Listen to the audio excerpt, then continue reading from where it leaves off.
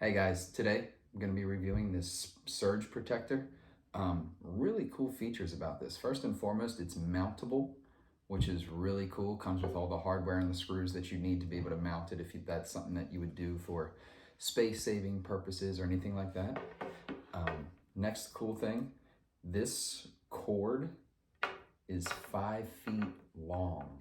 Like you don't find those very often. So it can reach all the areas that you would need it to. So that's a really nice extra feature. Another one is that this can go, so when you plug it into the wall, you can kind of turn it, and then that way there'll be another plug that can fit under in your outlet. It's got overprotection, surge protection, so it's really nice.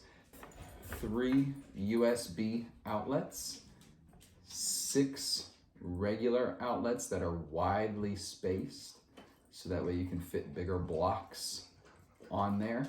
That way you're not wasting any space. So I highly recommend this one. We're gonna put this to work and see how it does.